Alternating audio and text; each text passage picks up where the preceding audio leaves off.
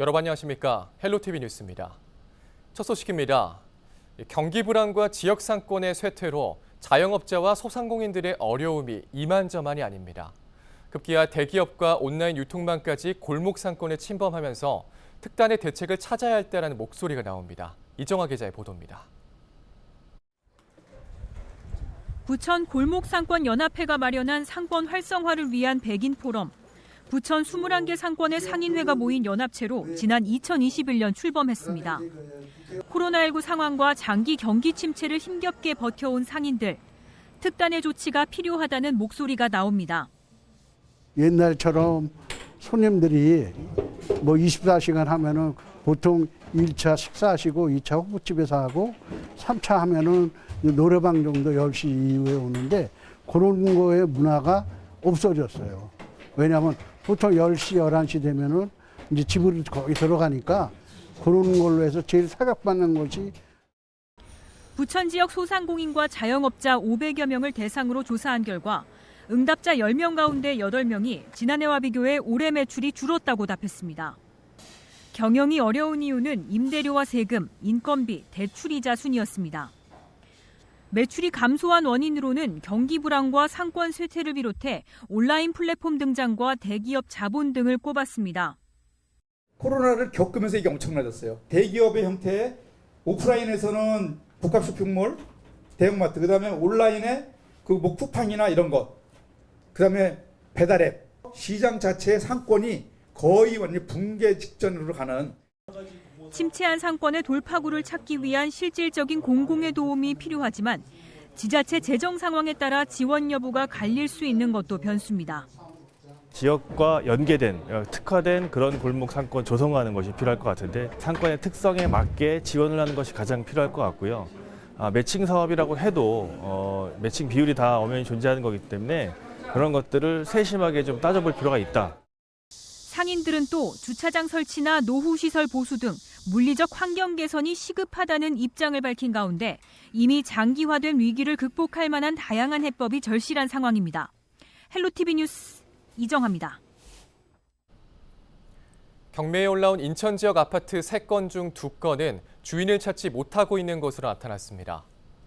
경공매 데이터 전문 기업 지지옥션이 10일 발표한 올해 9월 경매 동향 보고서에 따르면 전국 아파트 경매 진행 건수는 2,933건으로 전달보다 7.4% 줄고 낙찰률은 전달보다 6.1%포인트 하락한 36.7%를 기록했습니다. 특히 인천 아파트 낙찰률은 34%로 경매에 올라온 아파트 3건 중 1건만 주인을 찾은 것으로 나타났습니다. 이는 전달보다 8.5%포인트 하락한 수치로 경매가 유예된 전세 사기 피해 주택 중 수십여 채가 다시 매각 절차를 밟으면서 낙찰률이 급락한 것으로 분석됐습니다. 지난달 인천 아파트 낙찰가율은 82.1%, 평균 응찰자 수는 7.2명으로 집계됐습니다. 인천시가 지난 9일 애뜰광장에서 건강도시 인천 시민과 함께 달려라 오프라인 이벤트 행사를 진행했습니다. 이번 행사는 인천 인구 300만 명 달성과 118조 원의 지역 총소득을 기록하며 우리나라 제2의 경제도시로 발돋움한 것을 기념하기 위해 기획됐습니다. 행사에 참여한 시민 300명은 10개 조로 30명씩 나눠 전 국가대표 출신인 러닝클래스 엔듀로 레이스의 김병현 코치와 10명의 전문 페이서들과 함께 인천중앙공원 내 3km 구간을 달렸습니다. 러닝이 끝난 뒤에는 근력 강화 운동과 피로를 풀기 위한 필라테스 프로그램이 진행됐습니다. 부천 화재 참사 발생 49일을 맞아 희생자들을 기리는 추모제인 다시는 누구도 잃고 싶지 않습니다가 지난 9일 부천에서 열렸습니다. 추모제 현장에는 합동 분향소가 마련돼 시민들이 추모할 수 있는 공간이 조성됐으며 추모사와 유가족 편지 낭독, 행진, 헌화 등이 이어졌습니다.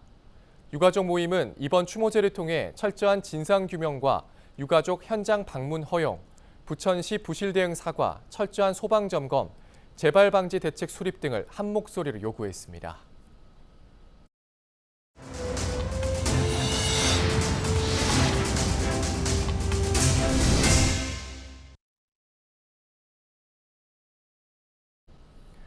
경찰 수사 결과 부천 호텔 화재는 객실 에어컨의 부실한 전선 시공 때문에 발생했고 객실에 도어 클로저가 없었으며 비상구 방화문이 열려 있는 등 다양한 문제들 때문에 인명피해가 컸던 것으로 드러났는데요. 제도적으로 개선해야 할 부분들이 적지 않았습니다. 이관성 기자가 보도합니다. 경찰은 지난 8일 부천 호텔 화재 사고 수사 결과를 발표하며 부실한 에어컨 전선 시공 이후 방치한 것이 화재 원인이었다고 밝혔습니다.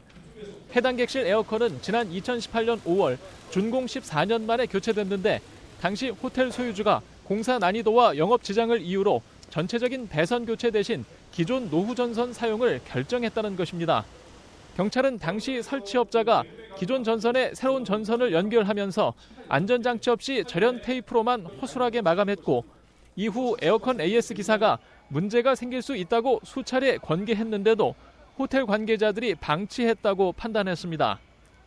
경찰은 또 화재 피해가 컸던 원인을 5가지로 꼽았습니다. 가장 먼저 객실 방화문에 도어 클로저가 없었던 점입니다. 호텔 설계 도면에는 방화문에 도어 클로저가 표시돼 사용 승인까지 났는데 경찰은 국과수 감식에서도 설치 흔적을 발견하지 못했다고 밝혔습니다. 비상구 방화문 개방 문제도 인명피해를 키웠습니다. 화재 당시 호텔 측은 환기 등을 이유로 비상구 방화문 앞에 생수병 묶음을 갖다 놓아 개방했는데 결국 8층 복도의 화염과 연기가 9층까지 빠르게 번지게 만들었습니다. 화재 경보기를 도중에 차단시켰던 것도 큰 문제였습니다. 당시 1층에 있던 호텔 매니저는 화재 여부를 확인하지 않은 채 화재 경보기 작동을 우선 정지시켰고 8층에 올라가 화재를 확인한 뒤 1층에 다시 내려와 화재 경보기를 다시 작동시키는 과정에서 투숙객들이 피난할 수 있는 시간 2분 24초가 그냥 흘러갔습니다. 경찰은 간이 완강기가 일부 객실에만 비치돼 있는 데다 사용 안내 표지도 부착돼 있지 않는 등 피난기구 관리가 소홀했다고 덧붙였습니다. 또 호텔 운영자가 소방안전 교육을 이수하지 않은 상태에서 소방안전관리자 자격을 유지한 것도 화재 확산 원인 중 하나라고 판단했습니다. 경찰은 수사 과정에서 드러난 제도상의 문제들을 관계기관에 통보할 계획입니다.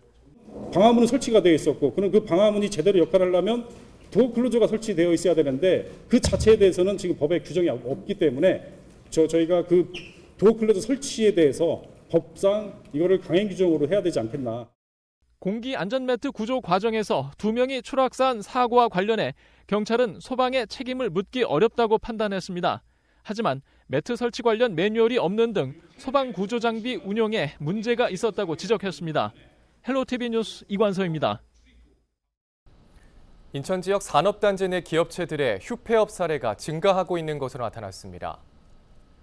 국회 산업통상자원 중소벤처기업위원회 소속 더불어민주당 허정식 의원이 한국산업단지공단과 인천시로부터 받은 인천 지역 산업단지 휴폐업 현황 자료를 보면 지난 2021년부터 올해 7월까지 국가산업단지 2곳에서 474개, 일반 산단 11곳에서 365개 등 모두 839개 기업체가 휴폐업했습니다.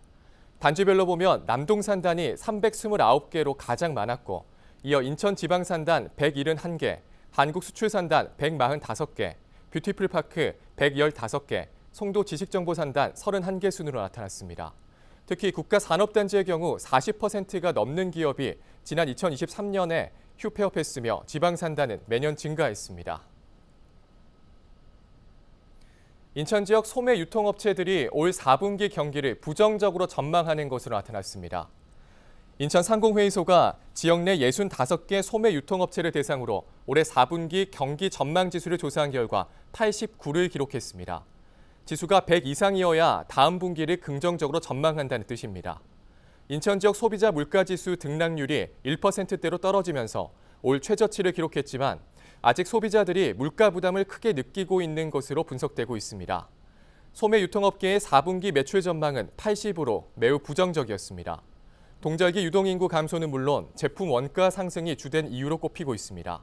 수익 전망 역시 83으로 연말 특수에 대한 일부 기대감은 있지만 지속적인 내수 경기 불황으로 부진할 것이란 전망이 더 높았습니다. 해외 직구를 통해 구입한 화장품에서 다량의 중금속이 검출돼 주의가 요구되고 있습니다. 서울시는 최근 해외 직구 온라인 플랫폼 판매 제품 159건을 조사한 결과 화장품 5개와 등산복 1개에서 유해 물질이 기준치를 초과했다고 밝혔습니다. 특히 화장품에서는 비소와 납, 니켈 등 중금속이 다량 검출돼 소비자들의 각별한 주의가 필요하다고 덧붙였습니다. 서울시는 유해 물질이 발견된 6개 제품에 대해 해외 온라인 플랫폼사에 판매 중지를 요청했습니다.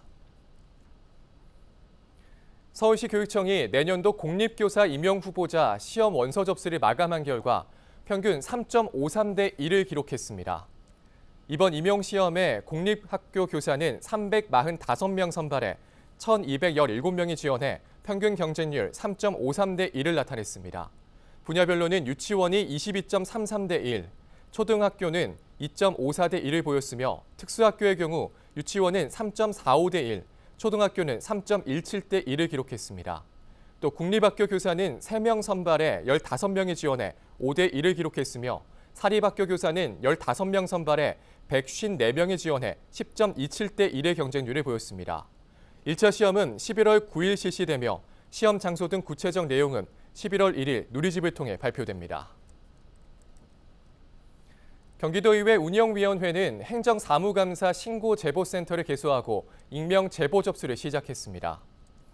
센터는 도청, 도교육청, 도의회 사무처 행정 전반에 관한 위법 부당한 사례 등을 양우식 위원장과 이용욱, 이윤주 부위원장에게 문자 메시지로 익명 제보할 수 있는 창구 역할을 하게 됩니다. 운영위원회는 다음 달 20일에서 21일 도청, 도교육청, 도의회 사무처의 소관부서에 대한 행정사무감사를 진행하며 올해 처음으로 경기도지사 비서실과 보좌기관, 경제부지사 보좌기관, 경기도 교육감 비서실 등을 행정사무감사 대상에 포함했습니다.